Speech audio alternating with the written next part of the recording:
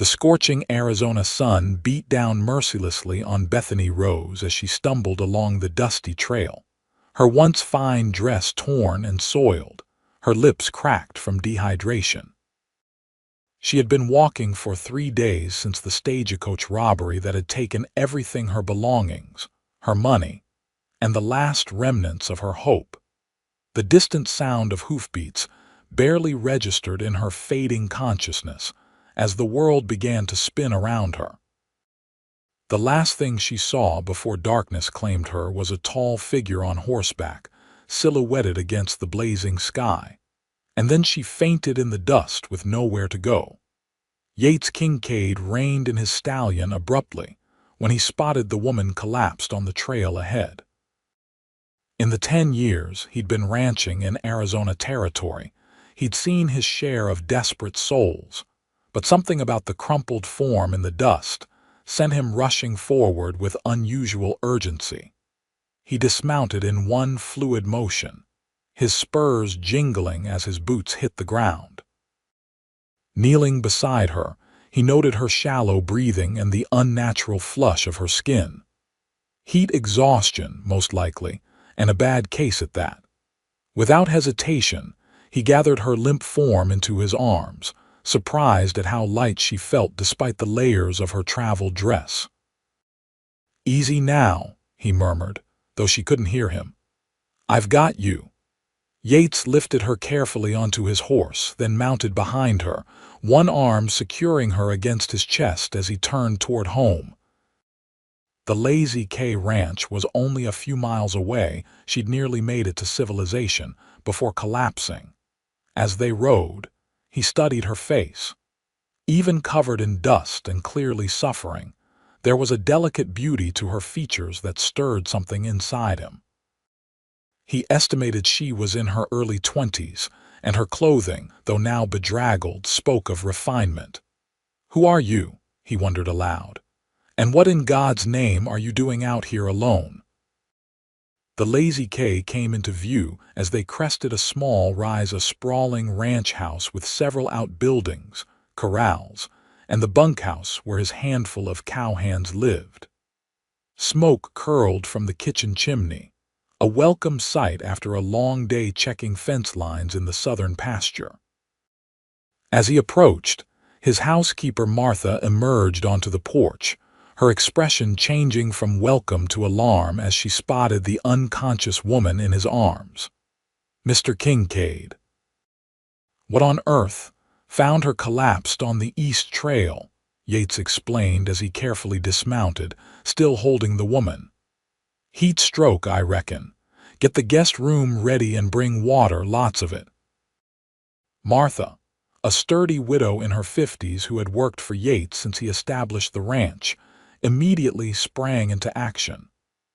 "I'll fetch clean linens and my medicines," she called over her shoulder as she hurried inside. Yates carried the unconscious woman into the house, the relative coolness of the interior a sharp contrast to the blistering heat outside. The guest bedroom was modest but comfortable, with a sturdy oak bed and simple furnishings. He laid her down gently just as Martha returned with an armload of supplies. "You'll need to step out now, Mr. Kincaid," Martha said firmly. "The poor thing needs to be undressed and cooled down proper. I'll call you when she's decent."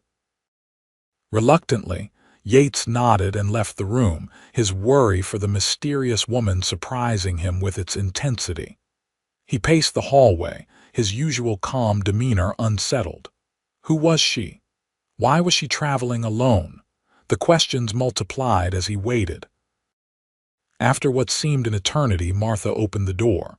"She's cooling down but still unconscious. I've got her in a nightgown and put cool compresses on her. The fever's high but steady." Yates nodded. "Will she be all right?" "Can't say for certain yet. Next few hours will tell. She's young and looks strong despite being half-starved and dehydrated. What I want to know is what happened to her. Those bruises on her arms didn't come from falling in the dust." A surge of protective anger rose in Yates at Martha's words. "Bruises?" Like someone grabbed her hard. and there's an old scar on her temple, not fresh, but concerning all the same. Yates's jaw tightened.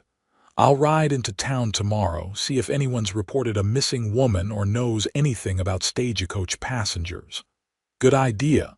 Meanwhile, I'll sit with her through the night.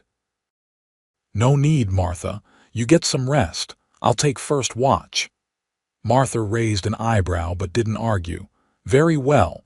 Call me if there's any change. After she left, Yates pulled a chair next to the bed and settled in to watch over the mysterious woman. In the lamplight, with the dust washed from her face, he could see she was indeed beautiful. Honey-colored hair spread across the pillow, delicate features now relaxed in unconsciousness. A strange protective feeling washed over him, surprising in its intensity. "You're safe now," he murmured. "Whatever you're running from, you're safe here." As the night deepened around the ranch house, Yates maintained his vigil, occasionally replacing the cool cloth on her forehead, wondering about the story behind the woman who had literally fallen at his feet. Dawn was breaking when she first stirred, a soft moan escaping her lips as her eyelids fluttered. Yates leaned forward, setting aside the book he'd been pretending to read. "Easy now," he said softly. "You're safe." Her eyes opened fully, startlingly blue against her pale skin, and immediately widened with fear as she took in the unfamiliar surroundings and the man beside her bed. She tried to sit up, panic evident in her movements. "Where am I? Who are you?" Her voice was hoarse but cultured, with a slight Eastern accent. "You're at the Lazy K Ranch. I'm Yates Kincaid, the owner. I found you collapsed on the trail yesterday afternoon. You've been unconscious with heat exhaustion." She sank back against the pillows, clearly exhausted by even that small exertion. "The stagecoach, they took everything." "Robbery?" Yates asked gently. She nodded weakly. 3 days ago, they took all the valuables, the horses too. The driver was shot." Her voice broke. "I've been walking since." "You're safe now," Yates repeated. "What's your name?" She hesitated, as if debating whether to trust him. "Bethany," she finally said. "Bethany Rose. Miss Rose, you need rest and recovery. Martha, my housekeeper, will look after you. You're welcome to stay as long as necessary." Relief flooded her features, quickly followed by suspicion. "Why would you help me? You don't know me." The question caught Yates off guard. In the untamed territories, helping strangers wasn't uncommon. Survival often depended on it, but her wariness spoke of experiences that had taught her not to trust easily. "Out here, we help those in need," he said simply. "It's how we all survive." She studied him for a long moment, then nodded slightly. "Thank you, Mr. Kincaid." "Yates, please. Now can I bring you some water? You need to drink." When she nodded, he helped her sit up slightly and held a cup to her lips. She drank eagerly but carefully, clearly aware of the dangers of drinking too quickly after dehydration. "Small sips," he encouraged. "There's plenty more." After she'd had enough, she sank back against the pillows, exhaustion evident in every line of her body. "I have nothing to pay you with," she whispered. "They took everything." "We'll worry about that later," Yates assured her. "For now, just rest." Her eyes were already closing, her body demanding the sleep it needed to heal. Yates watched her for a few moments more, then quietly left the room to find Martha. The housekeeper was in the kitchen, already preparing breakfast.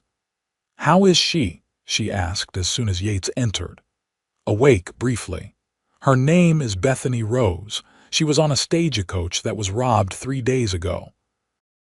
She's been walking since." Martha clicked her tongue in sympathy. "Poor thing. 3 days in this heat with no water or shelter. It's a miracle she's alive. I'm riding into town to speak with Sheriff Taylor, see if he's heard about the robbery. Will you stay with her, of course?" "Don't worry. She'll be well looked after." Yates nodded his thanks and headed out to the stable, his mind still on the woman in his guest bedroom. Something about Bethany Rose stirred protective instincts he hadn't felt in years, not since the death of his younger sister during the journey west. Perhaps it was the vulnerability in those blue eyes, or the courage it must have taken to walk for 3 days through the unforgiving desert. Whatever it was, he found himself unusually invested in her welfare and determined to discover the full story behind her desperate journey. The ride into Cedar Springs, the nearest town to the Lazy K, took just over an hour. The morning was already heating up, promising another scorching summer day. The town itself was growing rapidly, no longer just a dusty outpost, but developing into a proper settlement with a main street lined with businesses, including a new hotel that catered to the increasing number of travelers heading west. Sheriff Taylor's office was next to the jailhouse, a sturdy building with a sign declaring law and order above the door. The sheriff himself was a former Texas Ranger, a no-nonsense man who had brought much-needed stability to the region. "Kincaid," he greeted as Yates entered. "What brings you to town?" Yates explained about finding Bethany and her mention of the stagecoach robbery. The sheriff's expression grew serious. "Heard about that yesterday when a cavalry patrol found the wreckage. Westbound Butterfield stage, happened about 20 miles east. Driver dead, passengers scattered. They brought in an elderly couple yesterday afternoon, both in rough shape but alive. Mentioned a young woman who'd been traveling with them." "That would be Miss Rose," Yates confirmed. "She said they took everything." Taylor nodded grimly. "Sounds like the Decker gang. They've hit 3 stages in the last month.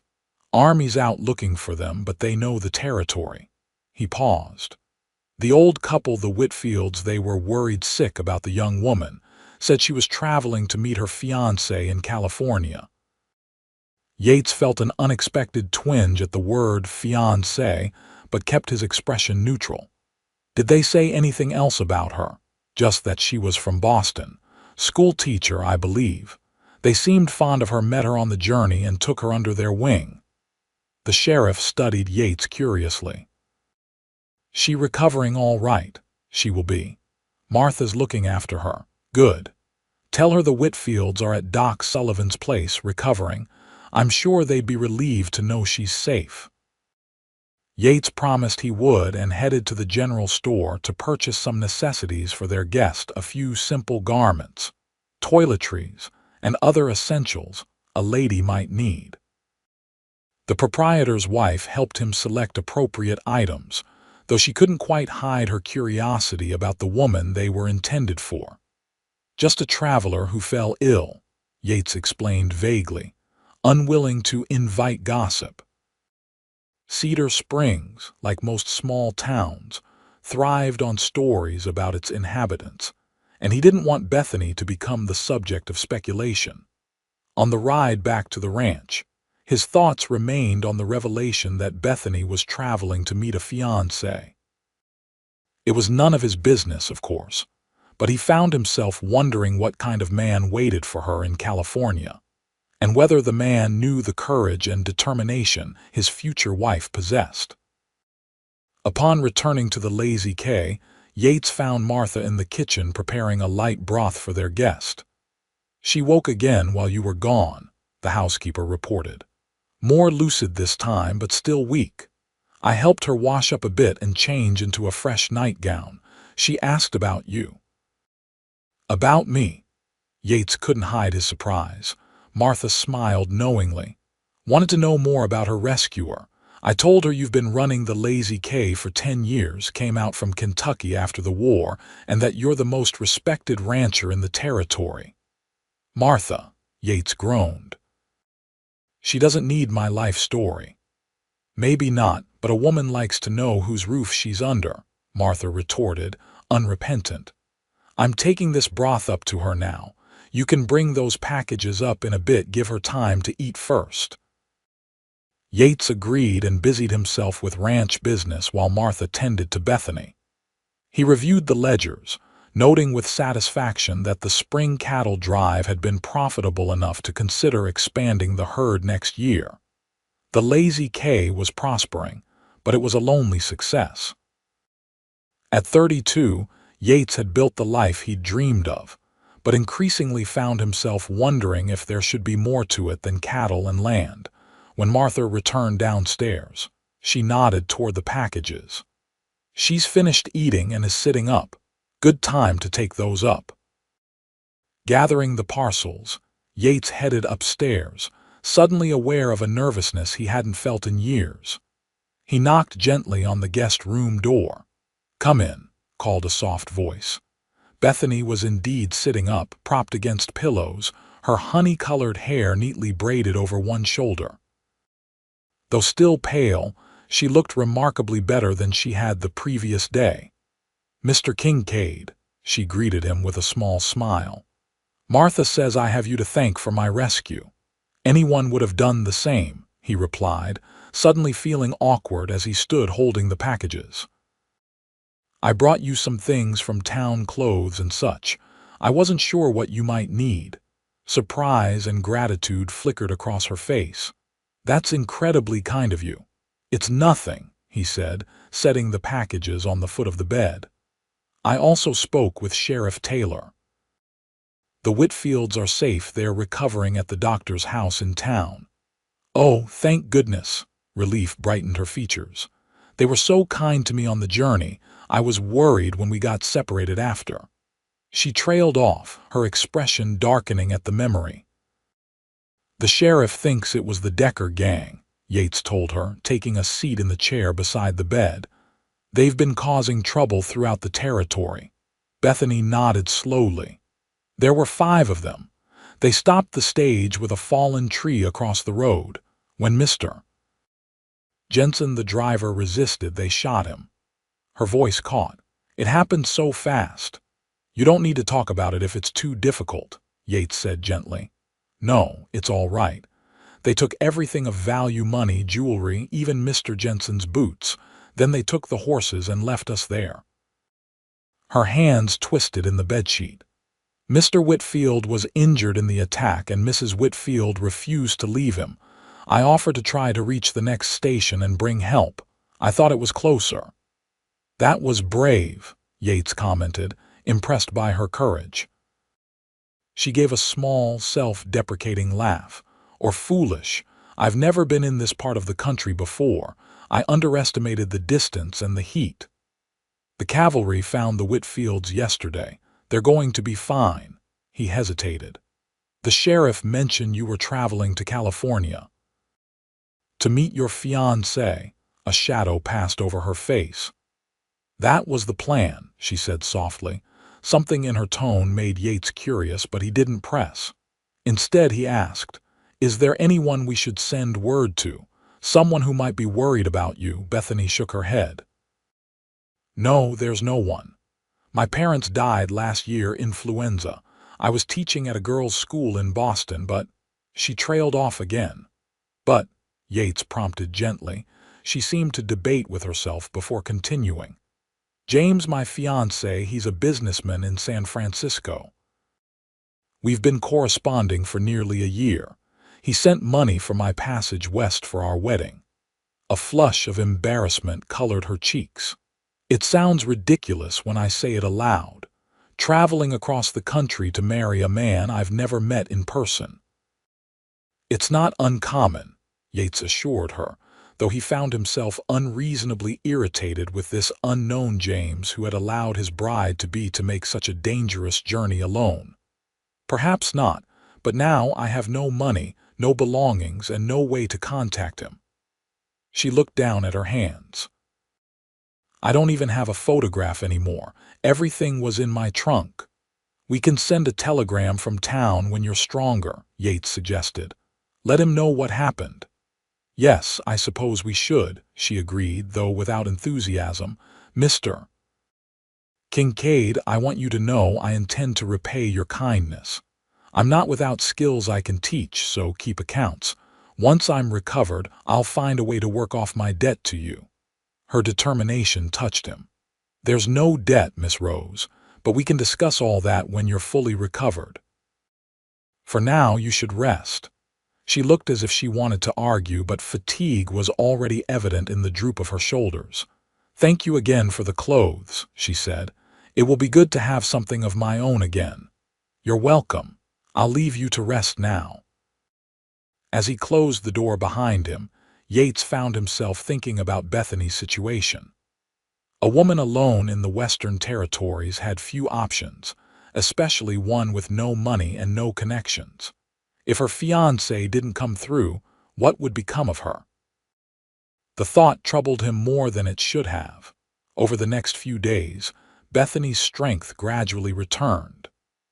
By the fourth day, she was able to leave her room and join Yates and Martha for meals in the dining room, dressed in one of the simple calico dresses he had purchased for her.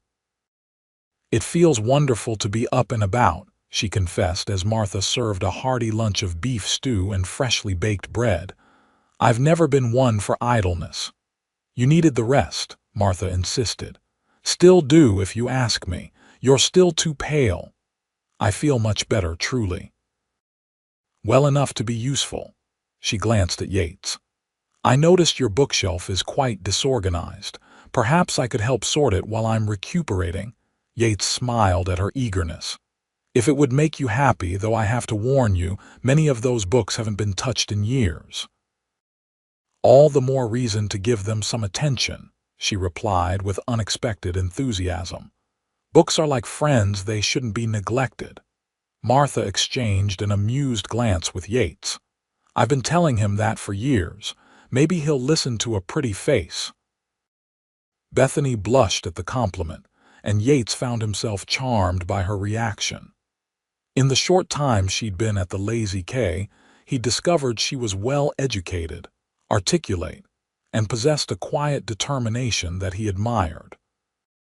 She spoke intelligently on a range of subjects, from literature to current events, and listened with genuine interest when he discussed the ranch operations.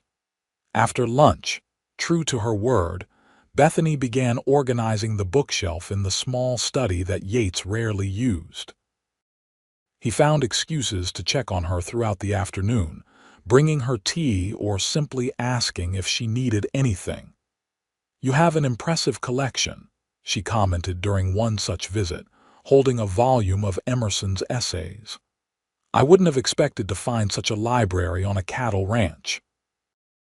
"My mother was a great reader," Yates explained. "She insisted on bringing as many books as possible when we came west. She believed civilization followed literature." "She sounds like a remarkable woman." "She was. She died of fever my first year here. My father passed a few years before that, during the war." Sympathy softened Bethany's features. "I'm sorry, it's hard to lose parents no matter our age." "It is," he agreed. "You mentioned yours passed last year," she nodded, replacing the Emerson on the shelf. "Within weeks of each other. My father first, then my mother. They left some debts, which is why I had to leave my teaching position. The school was understanding, but they couldn't continue my employment once the creditors took our home." The matter-of-fact way she described such devastating losses impressed Yates. "And that's when you began corresponding with your fiancé." James had placed an advertisement in a Boston newspaper, a businessman seeking a well-educated wife willing to relocate to California. She smiled wryly. "It sounds terribly unromantic, doesn't it? But his letters were kind and intelligent. He offered security when I had none." Yates frowned slightly. "But you've never met him?" "No. We exchanged photographs, but as I mentioned, mine was lost in the robbery." She sighed. "I should really send that telegram soon. He'll be expecting me in San Francisco by the end of the month." "We can ride into town tomorrow if you feel up to it," Yates offered, though the thought of helping her contact the man who would take her away from the Lazy K gave him no pleasure. "Thank you. I should also check on the Whitfields while we're there." That evening, as they sat on the porch watching the sunset paint the desert in shades of gold and crimson, Yates found himself more at ease in Bethany's company than he could remember being with anyone in years. There was something about her quiet strength and intelligence that resonated with him. "It's beautiful here," she said softly, her gaze on the distant mountains. "So different from Boston. There's a wildness to it, but also a peacefulness." "That's what drew me to this land," Yates admitted. "After the war, I couldn't settle back into Kentucky society. Too many memories, too many ghosts. Out here, there's room to breathe, to start fresh." "I can understand that appeal," she replied, "though I imagine it was difficult establishing a ranch from nothing."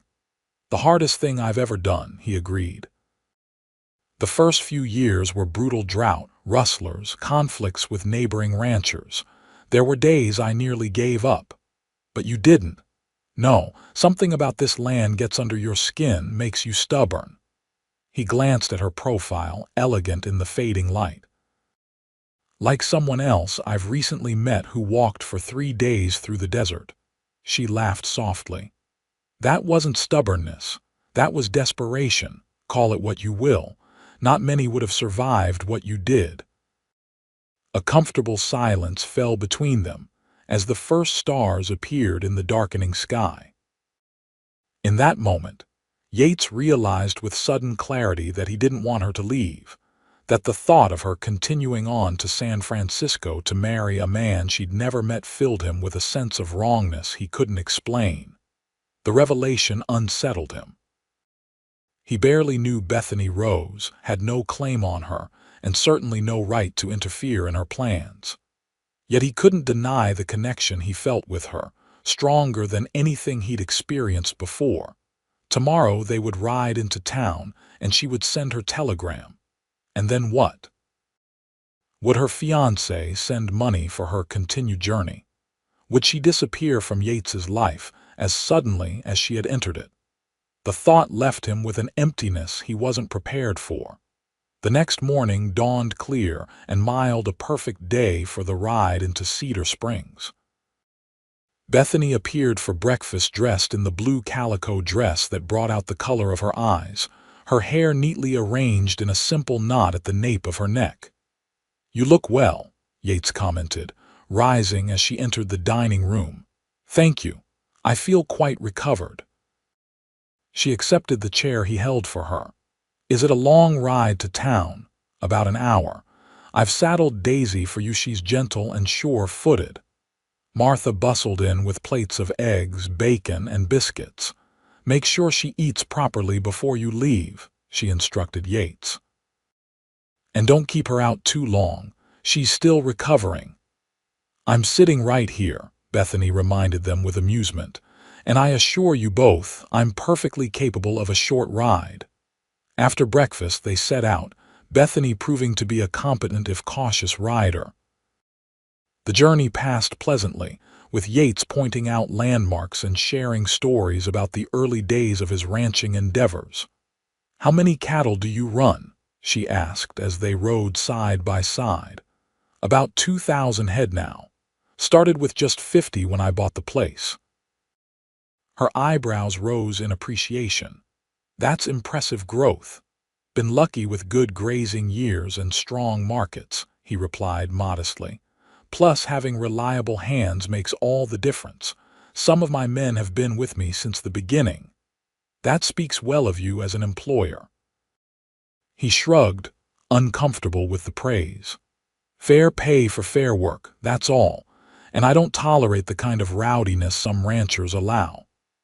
As they approached Cedar Springs, Bethany grew quieter, and Yates suspected she was thinking about the telegram she would soon send. He felt a similar tension building in his own chest, an irrational desire to delay their arrival, to keep her with him just a little longer. The town was bustling with its usual mid-morning activity. They tethered their horses outside the telegraph office, and Yates escorted Bethany inside. The operator, a balding man with spectacles perched on his nose, looked up as they entered. "Morning, Kincaid. What can I do for you?" "Miss Rose needs to send a telegram to San Francisco." "Of course. Just write out your message, miss, and I'll take care of it. Bethany hesitated, then accepted the pencil and form the operator offered. Yates stepped back to give her privacy, but couldn't help noticing her expression as she stared at the blank paper. After a long moment, she began to write, her pencil moving slowly across the page. When she finished, she handed the form back to the operator, who calculated the cost. That'll be 75 cents for the message. Yates stepped forward immediately, placing coins on the counter. I've got it. Bethany looked as if she wanted to object, but then nodded her thanks. As they stepped back outside, Yates asked gently, "Everything all right?" "Yes, fine," she replied, but her voice lacked conviction. "I simply informed James of the robbery and my current situation, asked for instructions regarding continuing my journey." "I see." She squared her shoulders. "Now, could we visit the Whitfields? I'd like to see for myself that they are well." They walked to Dr. Sullivan's house, which doubled as the town's medical facility. The doctor, a friendly man in his 50s, greeted them warmly. "Miss Rose, Sheriff Taylor mentioned you'd been found. The Whitfields will be delighted to see you. They've been fretting about your welfare." He led them to a small recovery room where the elderly couple was resting. Mrs. Whitfield, a plump woman with silver hair, burst into tears at the sight of Bethany. "Oh, my dear girl. We feared the worst when you didn't return." Bethany embraced the older woman gently. "I'm so sorry to have worried you. I misjudged the distance badly." Mr. Whitfield, his arm in a sling, smiled weakly from his bed. "The important thing is you're safe. We've been praying for you." The reunion was emotional, with the Whitfields expressing profound gratitude to Yates for rescuing Bethany. As they talked, Yates observed the genuine affection between Bethany and the older couple, and his respect for her grew even deeper. When it was time to leave, Mrs. Whitfield pulled Bethany into another embrace. "What will you do now, dear, about your situation in San Francisco?" "I've sent a telegram to James. I'm waiting for his response." Mrs. Whitfield glanced at Yates, then back to Bethany with a knowing look. "Sometimes life takes unexpected turns for the better, my dear. Keep your heart open to possibilities." The cryptic comment brought a flush to Bethany's cheeks, and she quickly changed the subject, promising to visit again soon. As they left the doctor's house, Bethany suggested they explore the town a bit before returning to the ranch. "If you don't mind," she added, "I'd like to get a sense of Cedar Springs." "I'd be happy to show you around," Yates replied, pleased by her interest. They walked along the main street, stopping at various shops. At the general store, Bethany admired a display of fabrics while Yates purchased some supplies for the ranch. Next, they visited the bookshop, where Bethany's eyes lit up at the small but well-curated selection. "Oh, they have the new Dickens," she exclaimed, picking up a copy of Our Mutual Friend. Without hesitation, Yates purchased it for her, waving away her protests. "Consider it a welcome gift to Arizona territory." Their final stop was the small cafe for a light lunch before the ride back. As they waited for their food, Bethany gazed around at the other patrons. "Everyone seems to know you," she observed. "They all nodded or greeted you." Yates shrugged. "Small town, everyone knows everyone. It must be nice being part of a community like that." "It has its advantages," he agreed, "and its disadvantages. Privacy can be hard to come by." She smiled. "I noticed. The woman at the bookshop seemed very curious about me." "Curious is a polite way of putting it," Yates said with a chuckle. "Mrs. Henderson is the town's foremost gossip. By sundown, half the territory will know I was in town with a beautiful woman." Bethany blushed at the casual compliment, and Yates realized he'd spoken more freely than intended. An awkward silence fell, broken only when their food arrived. As they ate, Bethany asked about the school in Cedar Springs. And Yates explained that the town had recently built a proper schoolhouse, but was struggling to find a teacher willing to relocate to the territory. The last one lasted 3 months before declaring the place too uncivilized and returning east, he said with a grin. That's a shame, Bethany replied thoughtfully. Children deserve education regardless of where they live. You sound like you miss teaching. I do, very much.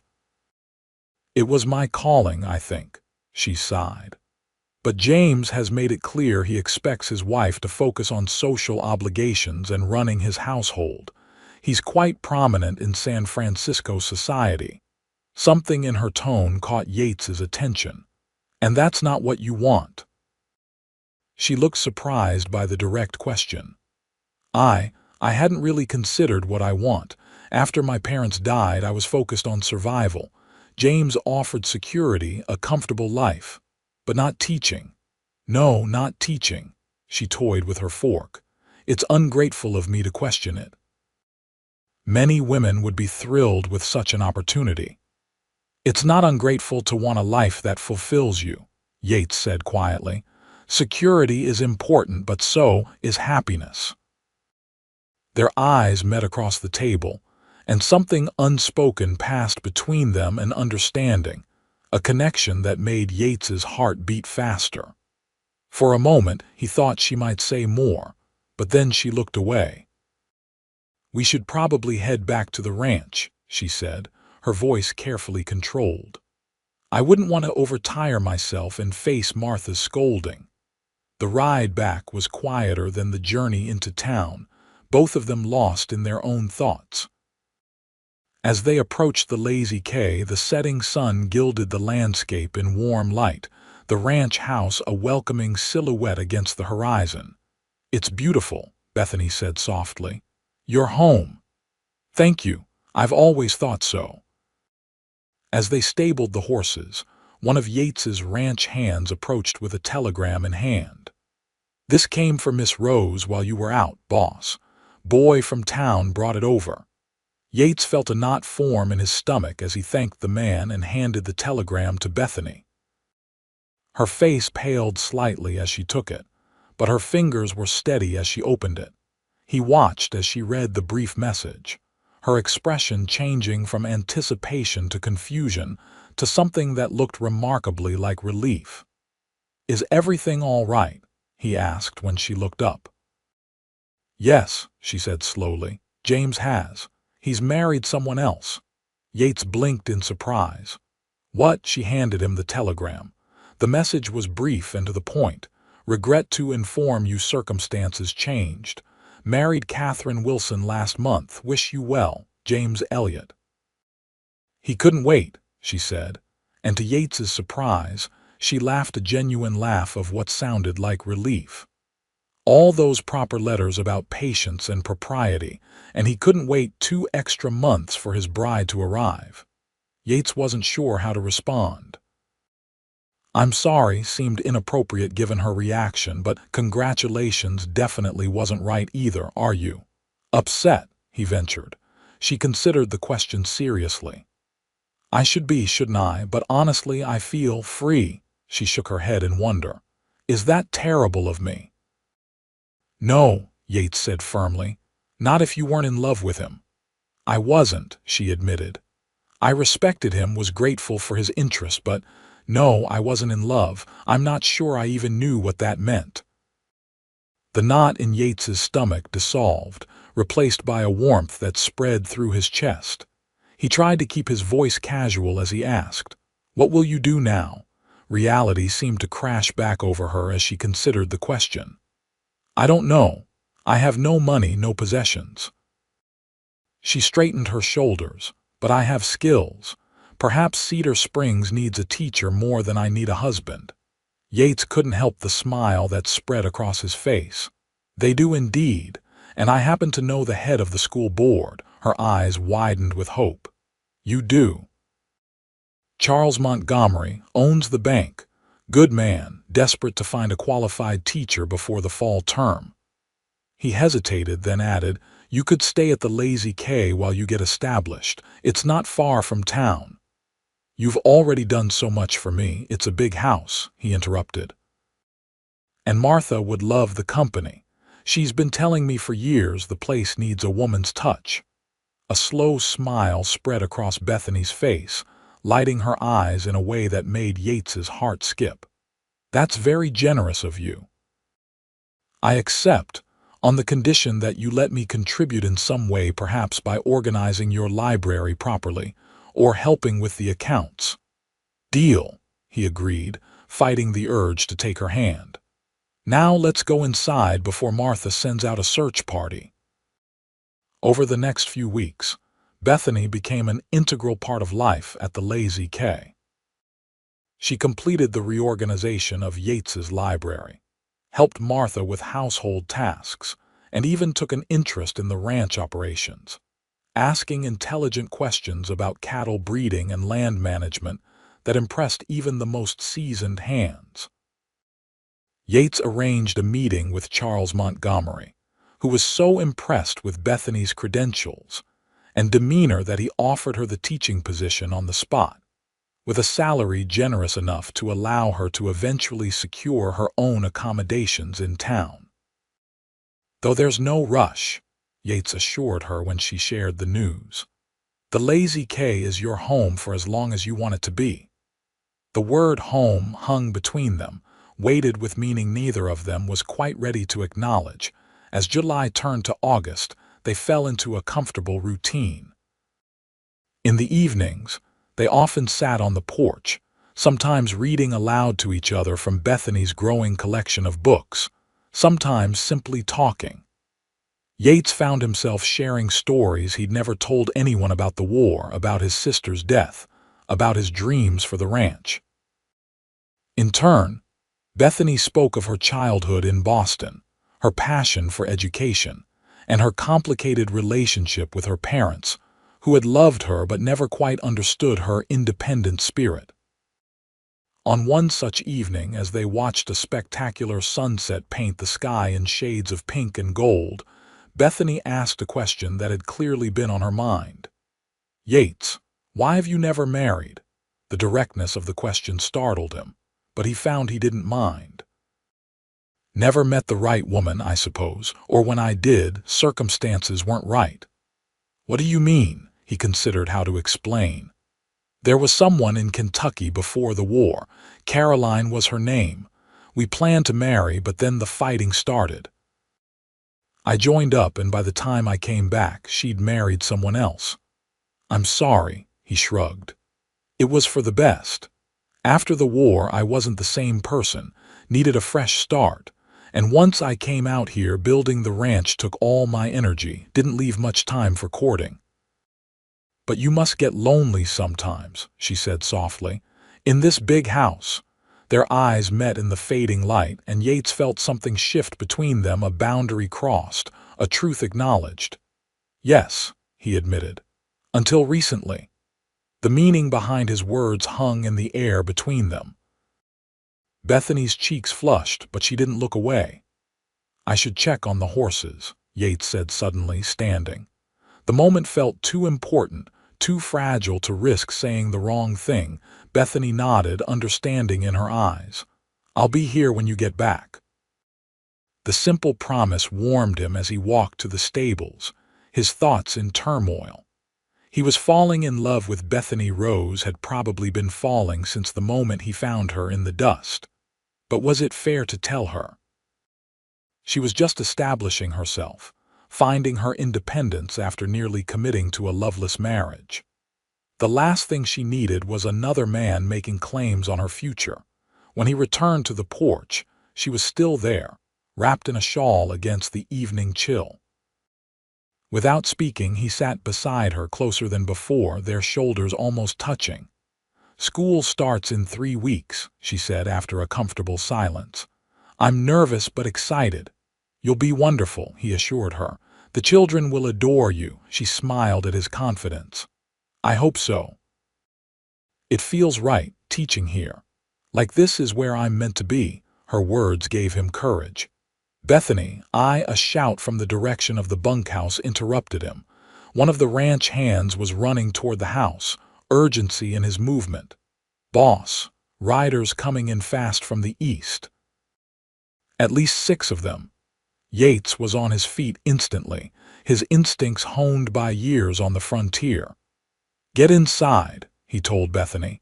"Tell Martha to bolt the doors." The fear in her eyes was tempered with resolve as she nodded and hurried into the house. Yates strode to meet his foreman, Jake, who was already organizing the other hands. "Could be nothing," Jake said, though his hand rested on his holstered revolver. "But ain't nobody has business here this time of night." "No, they don't," Yates agreed grimly. "Get the men spread out. No shooting unless they start it." The approaching riders came into view as they crested the rise leading to the ranch. 6 men, riding hard, their intent unclear but their haste suspicious. As they drew closer, Yates could see they were a rough-looking bunch, trail-worn and armed. They reined in their horses in the yard, dust billowing around them. The leader, a bearded man with a scar running down one cheek, surveyed the assembled ranch hands with calculating eyes before focusing on Yates. "This the Lazy K, it is," Yates replied evenly. "I'm Yates Kincaid, the owner." "What's your business here?" The man's lips curled in what might have been a smile.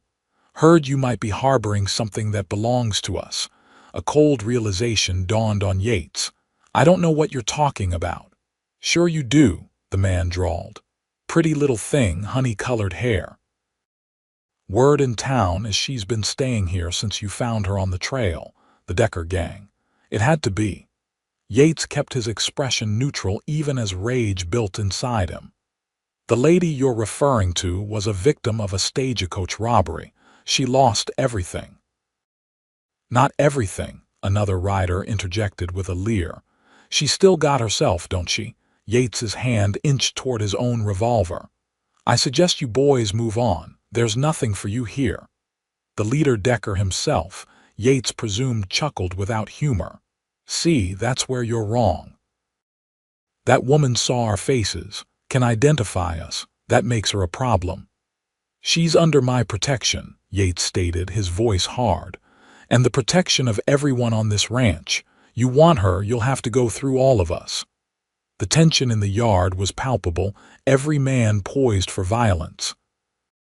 Decker's eyes narrowed as he assessed the situation, the determined faces of the Lazy K hands, the strategic positions they'd taken up, the rifles gleaming in the fading light. "Might not be worth the trouble," one of his men muttered. "Sheriff's got patrols out looking for us already." Decker scowled but seemed to recognize the poor odds. "This ain't over, Kincaid. Nobody crosses the Decker gang.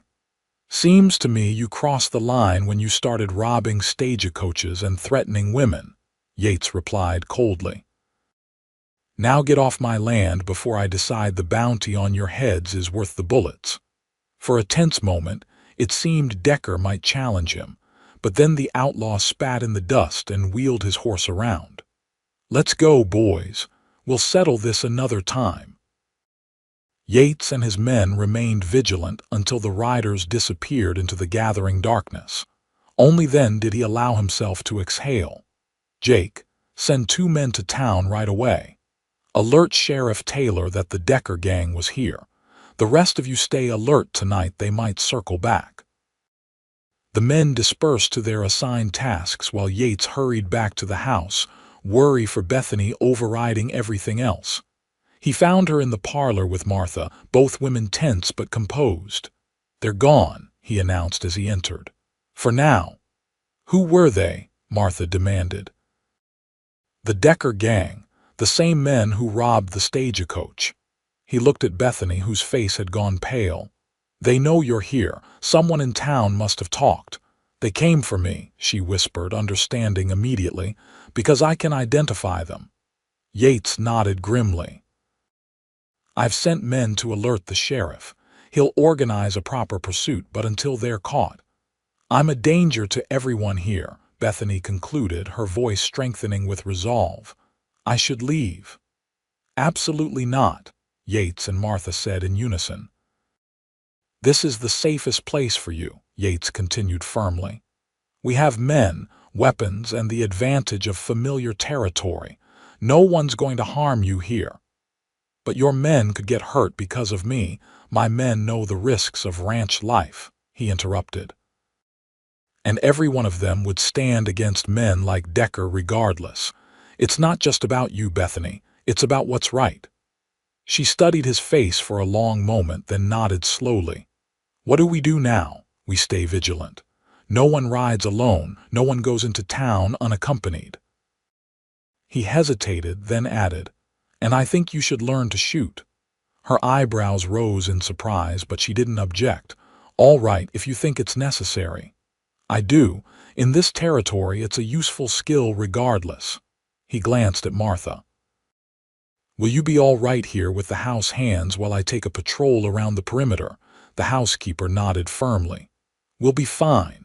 I keep a shotgun under my bed, as you well know. Despite the gravity of the situation, Yates couldn't help but smile at her matter-of-fact tone. That I do. I'll be back in an hour or so. Before he could leave, Bethany stepped forward and placed a hand on his arm. Be careful, she said softly. The touch and the concern in her eyes warmed him despite the circumstances. Always am. The night passed without incident, though no one at the Lazy K slept much.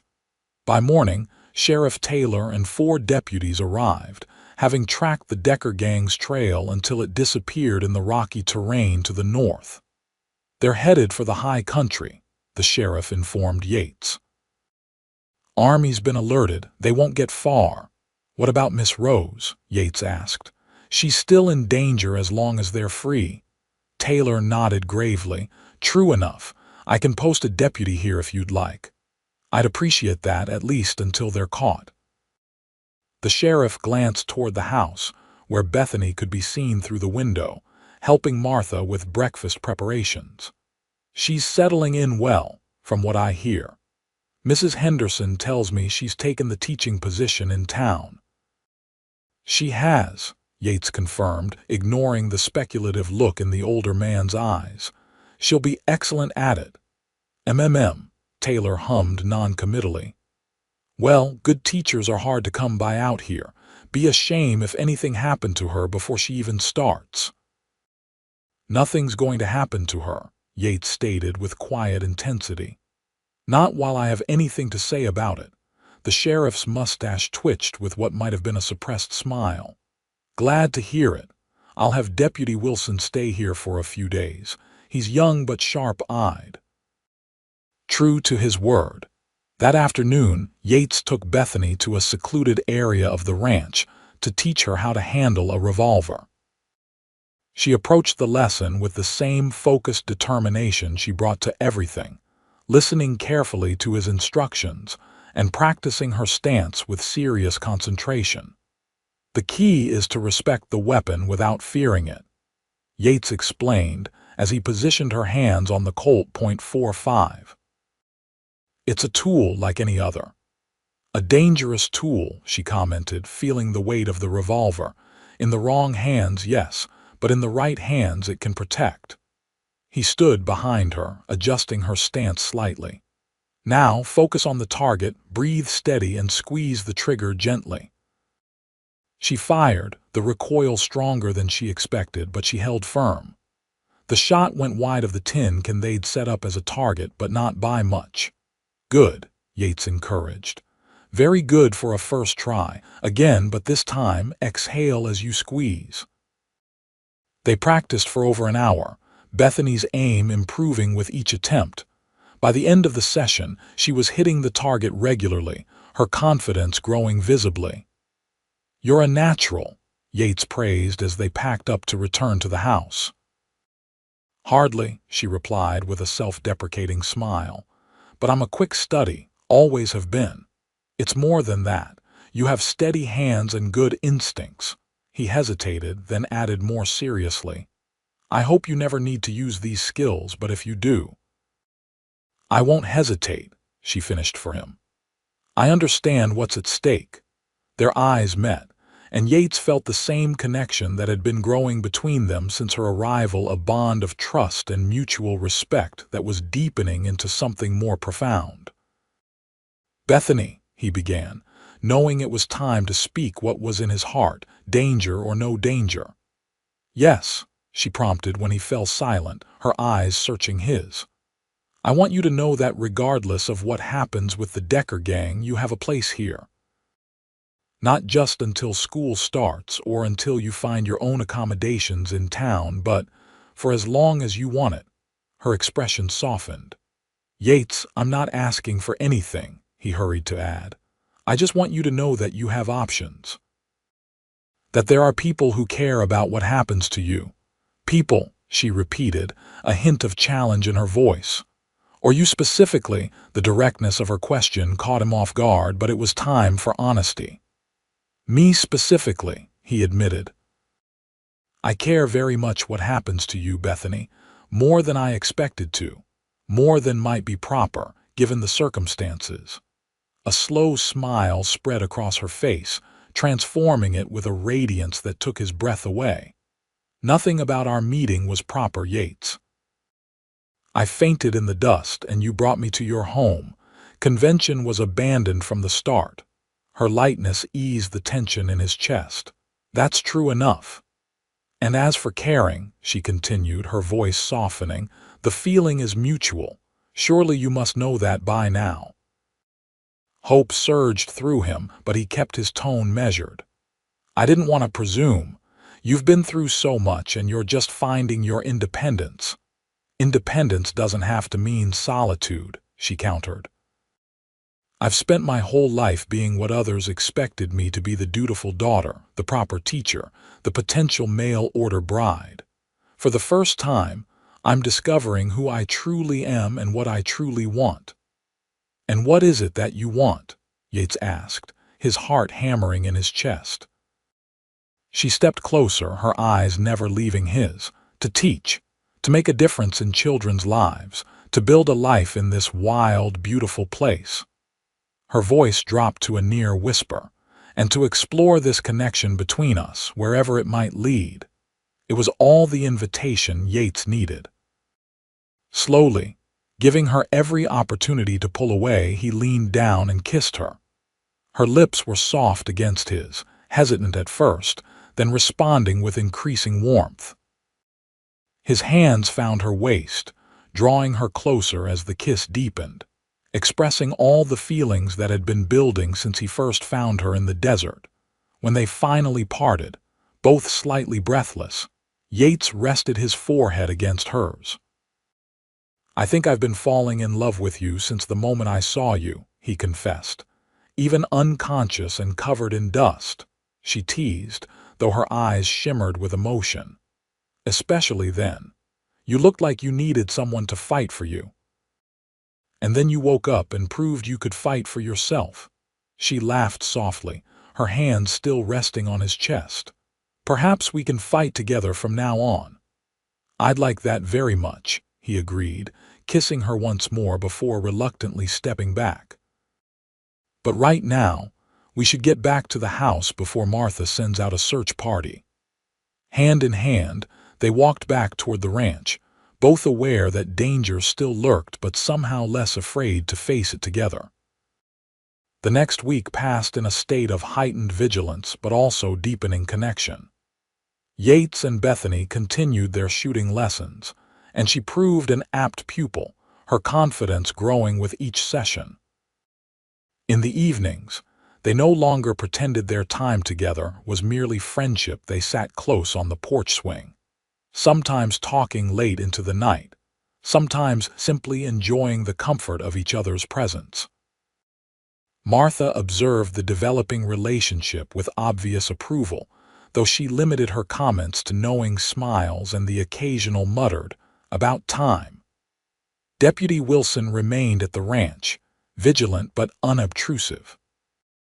News came that the Army had engaged with part of the Decker gang near the territorial border, capturing 2 members, but Decker himself and the others remained at large.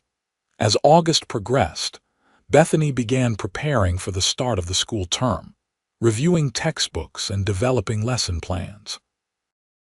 Yates found her enthusiasm infectious and often sat with her in the evenings, discussing her ideas and offering insights about the children she would be teaching. Most of them have never had formal schooling, he explained one night as they reviewed a geography text. Their parents do their best, but they're focused on survival, on building homes and farms in harsh conditions. All the more reason they deserve a proper education, Bethany replied passionately. Knowledge is what will transform this territory from a frontier to a true community. Yates smiled at her fervor. You sound like my mother. She used to say education was the true mark of civilization. I would have liked your mother, Bethany said softly. She would have adored you, he replied with certainty. She always hoped I'd find a woman of substance and intelligence, not just a pretty face. And have you? She teased, her eyes sparkling in the lamplight. He took her hand, his expression serious despite his smile. I've found more than I ever dared hope for. The moment was interrupted by a knock at the study door. Deputy Wilson stood there, his young face apologetic. Sorry to disturb you, Mr. Kincaid, but there's a rider coming in. One of your hands recognized him as a messenger from the Double C Ranch. Yates frowned. The Double C was owned by Clayton Carter, a neighboring rancher with whom Yates had cordial if not close relations. A messenger at this hour usually meant trouble. I'll see him, he said, rising. Bethany, perhaps you should. I'm coming with you, she stated firmly, standing as well. If there's news about Decker, I should hear it. He nodded, accepting her decision, and they went together to the front porch where the messenger, a trail-worn cowboy in his 30s, was dismounting. Evening, Mr. Kincaid, the man greeted, removing his hat. Name's Peterson. Mr. Carter sent me with news he thought you should know right away. What is it? Yates asked, tension evident in his stance. Army captured another of the Decker gang yesterday. Fellow was wounded, talked plenty before he died. Said Decker's planning something big, a raid on your ranch. He's got a personal grudge now, aims to make an example of you and take the lady. The cowboy nodded respectfully toward Bethany. Yates's jaw tightened. Did he say when? Soon is all we know. Mr. Carter's sending 5 of his best men to help you, should be here by morning. He said to tell you neighbors stand together. That's mighty generous of him, Yates said, genuinely touched by the gesture. Please convey my thanks. You're welcome to rest here tonight before riding back. The messenger accepted the offer gratefully, and Yates instructed one of the hands to show him to the bunkhouse after he'd had something to eat. Once they were alone again, Bethany turned to Yates, her face pale but determined. He's coming for me specifically. For both of us, Yates corrected. But it changes nothing. We're prepared, and now we'll be even better defended with Carter's men. She nodded slowly. I won't be the cause of bloodshed, Yates. If he comes, don't even think it, he interrupted, taking her shoulders gently. You are not to sacrifice yourself for any reason. These men are outlaws with prices on their heads. They've killed innocent people. They deserve whatever comes to them if they're foolish enough to attack us. The intensity in his voice seemed to reassure her. All right, but promise me you'll be careful. I couldn't bear it if something happened to you because of me. Nothing is going to happen to either of us, he promised, drawing her into his embrace. We have too much to look forward to. The next morning, true to his word, Clayton Carter's men arrived, experienced hands who had faced their share of trouble on the frontier. Yates integrated them into the ranch's defenses, positioning men strategically around the property and establishing a rotation of lookouts. Sheriff Taylor also returned with news that 2 more deputies were on their way from the county seat, along with a contingent of Army scouts who had been tracking the remaining members of the Decker gang. They can't possibly succeed, Bethany remarked as she and Yates watched the preparations from the porch. Even Decker must realize he's outnumbered and outgunned. Logic isn't what drives men like Decker, Yates replied grimly. Pride and vengeance are powerful motivators, often stronger than self-preservation. She considered this, then said quietly, "I should still be able to start school next week." The comment, so mundane amid the preparations for potential violence, startled a laugh from Yates. "Is that what you're worried about?" "Among other things," she admitted with a small smile. "Life goes on, Yates, even in uncertain times, perhaps especially then." He marveled at her resilience, her ability to look beyond the immediate danger to the future they were building. "You're right. And yes, you'll be teaching on schedule. I'll make sure of it." The attack, when it came, was not the frontal assault everyone had been expecting. It came in the pre-dawn hours 2 days later, beginning with a diversionary fire set in one of the distant hay barns. As men rushed to contain the blaze, Decker and 3 remaining gang members attempted to infiltrate the main house from the rear. They might have succeeded had not one of Carter's men, returning from the outhouse, spotted movement and raised the alarm. Gunfire erupted in the darkness, bullets splintering wood and shattering windows. Yates, who had been sleeping lightly in the parlor to be near the front door, was on his feet instantly. "Bethany!" he shouted, racing toward the stairs. She appeared at the top, fully dressed despite the hour, the revolver he'd given her gripped firmly in her hand. "I'm all right. Where are they?" "Back of the house. Stay up there." But even as he spoke, a crash from the kitchen indicated at least one of the attackers had breached the house.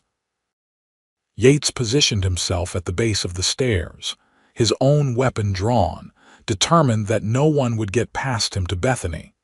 The kitchen door burst open, and a man Yates recognized as Decker himself lunged through, a revolver in each hand.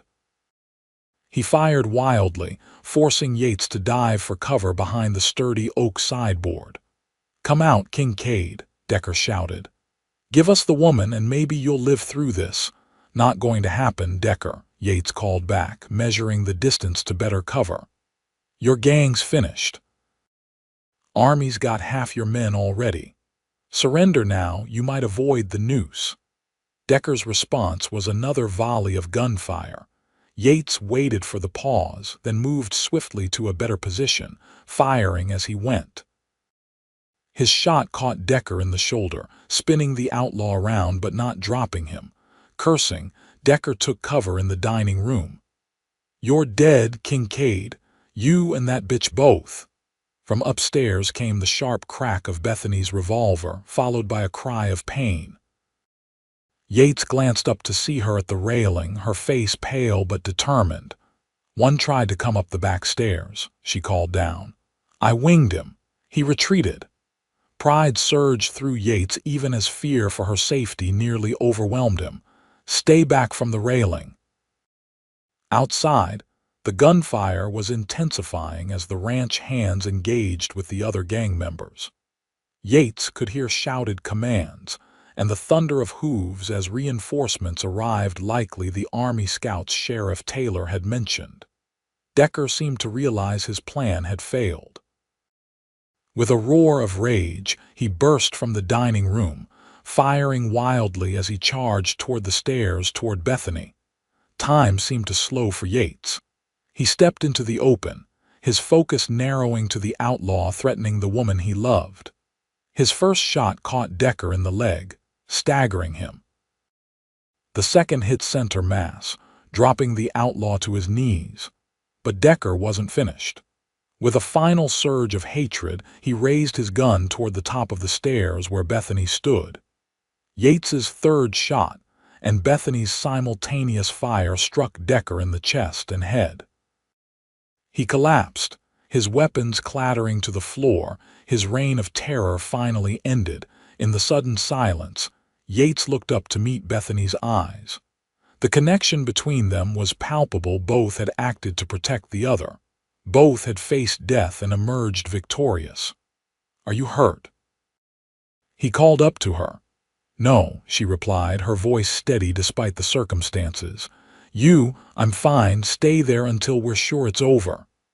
Outside, the shooting had stopped, replaced by shouts of "Clear," and "We got them." Yates moved cautiously to the front door, opening it to find Sheriff Taylor and several soldiers approaching the house. "Decker?" the sheriff asked tersely. "Dead," Yates confirmed. "Inside?" Taylor nodded grimly. "The others are either dead or captured. It's over, Kincaid." Relief washed over Yates as the full import of the sheriff's words registered. Truly over, truly. The territory's safer today than it was yesterday.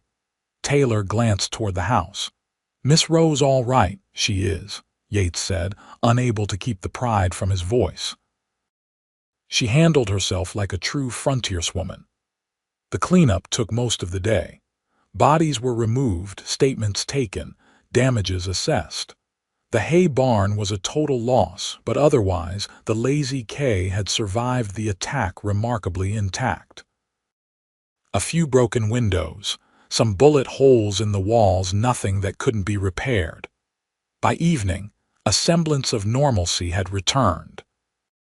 The extra hands from the Double C headed home with Yates's heartfelt thanks. The soldiers departed with their prisoners, and Sheriff Taylor left with assurances that the territory's most notorious outlaw gang was finished for good. Finally, Yates and Bethany found themselves alone on the porch, watching the sunset as they had so many evenings before, yet with the profound awareness that everything had changed. "You were magnificent," Yates said softly, taking her hand. "I've never seen such courage." She shook her head slightly. "I was terrified, but I couldn't let him hurt you. That's what courage is, acting despite fear." He raised her hand to his lips. "When I saw him aiming at you." "I know," she whispered. "I felt the same when he was charging toward you." They sat in silence for a moment, processing the day's events and the emotions they had stirred. "School starts Monday," Bethany said finally, a smile playing at the corners of her mouth. "I should probably focus on my lesson plans rather than gunfights." Yates laughed, the sound releasing the last of the tension he'd been carrying. "I think you've earned a reputation that will ensure perfect behavior from your students." "I certainly hope not," she replied with mock severity. "A little healthy mischief is important for children's development." "Is that so, Miss Rose?" he teased. "And what about for adults?" Her eyes sparkled in the fading light. "Absolutely essential, Mr. Kincaid." He leaned in to kiss her then. A gentle kiss that deepened with all the emotion of the day, the fear, the relief, the joy of survival, and the promise of tomorrow. When they parted, Yates kept her close, his arm around her shoulders as they watched the first stars appear in the darkening sky. "Bethany," he said softly, "I know this is sudden, and perhaps improper given how short a time we've known each other, but today made something very clear to me." She turned to face him, her expression open and expectant. "What's that?" "Life is unpredictable and precious. I don't want to waste a moment of it." He took both her hands in his. "I love you. I want to build a life with you here at the Lazy K, with you teaching in town, with children of our own someday. If you'll have me." Tears glistened in her eyes, but her smile was radiant.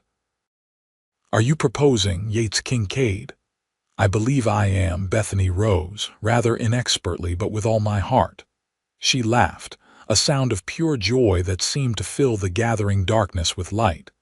"Then I accept, inexpert proposal and all. I love you too, you know, more than I thought possible." He kissed her again, sealing their promise under the vast Arizona sky, both knowing that whatever challenges lay ahead, they would face them together. The wedding took place 2 weeks later in the Cedar Springs church, a simple but joyful ceremony attended by the entire town and most of the surrounding ranchers. Martha cried unabashedly, declaring it about time this house had a proper mistress, while Sheriff Taylor served as best man and Mrs. Whitfield, recovered from her ordeal, stood proudly as Bethany's matron of honor. Bethany wore a gown of ivory silk that Martha and the ladies of the town had worked day and night to create, holding a bouquet of desert wildflowers that Yates had gathered at dawn. When the pastor pronounced them husband and wife, the cheer that went up nearly lifted the roof from the small church. The celebration continued well into the evening, with feasting and dancing at the town hall. As the night deepened, Yates led his bride home to the Lazy K, their home now, truly and completely. Standing on the porch where they had spent so many evenings talking and dreaming, Yates swept Bethany into his arms, carrying her across the threshold as tradition demanded. "Welcome home, Mrs. Kincaid," he murmured, setting her gently on her feet in the parlor. "It already feels like home," she replied, her eyes shining with happiness. "It has since the moment I woke up here." Later, as they lay in each other's arms in what was now their bedroom, Bethany traced the line of his jaw with gentle fingers. "It's strange," she mused. "If the stagecoach hadn't been robbed, if I hadn't been forced to walk through the desert, if I hadn't fainted in the dust with nowhere to go. If I hadn't found you," Yates continued, catching her hand and kissing her palm. "We might never have met," she finished. "I'd be in San Francisco now, married to a man I didn't love, never knowing what I was missing." "Perhaps some things are meant to be," Yates suggested. "Despite all the hardship, despite the danger." "Perhaps," she agreed. "Or perhaps we make our own destiny by the choices we make in the face of adversity." "Either way," he said, pulling her closer, "I'm grateful for whatever forces brought you to me, Bethany Kincaid." "As am I," she whispered against his lips. "As am I." Bethany's first day of school arrived bright and clear, a perfect September morning. 28 children of various ages gathered in the newly furnished schoolhouse, their faces a mixture of curiosity, excitement, and in some cases, stubborn resistance. Yates had insisted on escorting her to town, though they both knew the danger was past. In truth, he simply wanted to share this moment with her, to witness the beginning of this new chapter in her life. At the schoolhouse door, he kissed her lightly, mindful of watching eyes. "You'll be wonderful," he assured her. "Those children don't know how lucky they are." She squeezed his hand, nervous but determined. "I'll see you at 4. I'll be here," he promised. "Have a good day, Mrs. Kincaid." The name still brought a smile to her face, a month into their marriage. "You too, Mr. Kincaid." He watched as she entered the schoolhouse, her back straight, her step confident. Through the window, he could see the children rising from their desks as she introduced herself, could almost feel the authority and warmth she projected as she began to bring order to the diverse group. Satisfied that she was exactly where she was meant to be, Yates mounted his horse and rode back to the Lazy K, his heart full with the life they were building together. The months passed in a rhythm of work and love, challenges and triumphs. Bethany's school flourished under her guidance, with even the most reluctant students gradually responding to her combination of high expectations and genuine care. Yates expanded the Lazy K-TKS operations, secure in the knowledge that he was building not just for himself now, but for their future together. When spring came to the Arizona territory, bringing wildflowers and renewed life to the desert landscape, Bethany shared news that completed their happiness. She was expecting their first child. "A Christmas baby," Yates marveled, his hand gentle on her still flat stomach. "A boy or a girl, do you think? It's far too early to tell," she laughed. "But either way, this child will be loved." "Immeasurably," he agreed, drawing her into his embrace, "and taught by the finest teacher in the territory."